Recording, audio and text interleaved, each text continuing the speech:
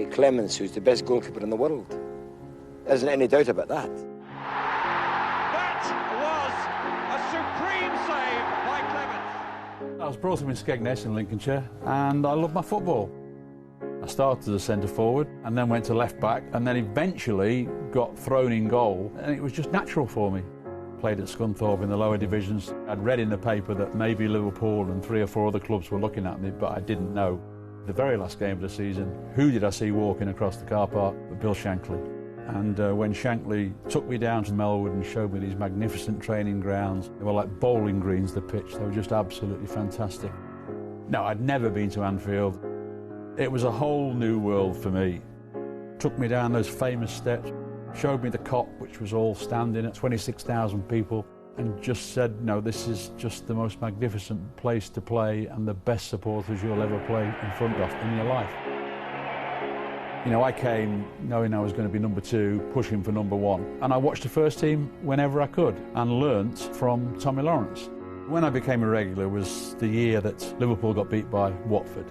After that, Bill Shankly made the decision to put myself into the team, and after that I managed to stay in the team. And now the salute for the champions. We were a youngish team coming together. We had that confidence about ourselves that we could go on and win things.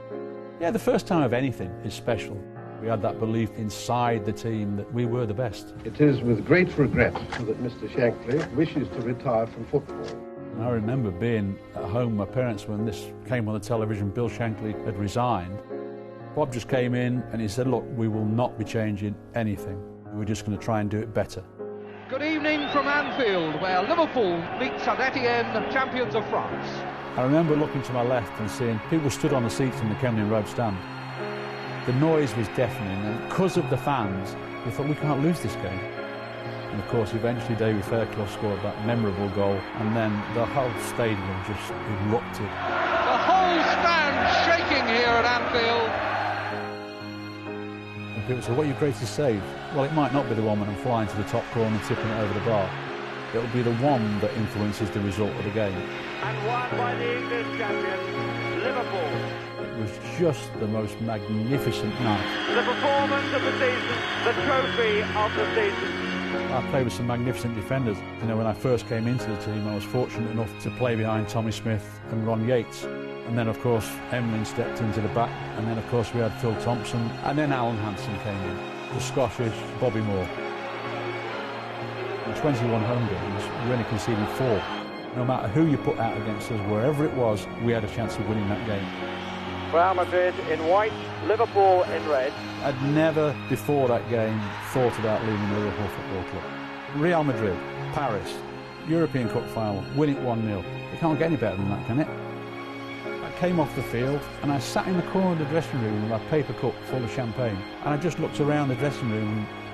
Instead of being off the ceiling, it was just another day at work. I thought, for me to continue at the level that this club has demanded of me, I probably need to go and challenge myself somewhere else. I just thought it was the right thing for me to do.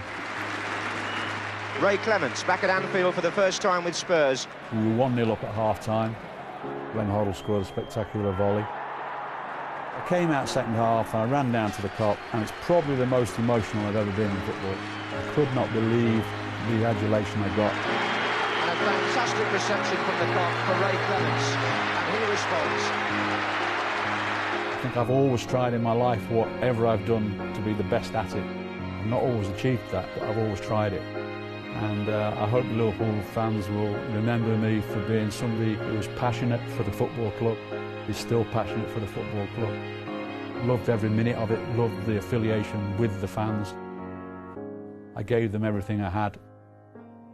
Hopefully it was enough to please them.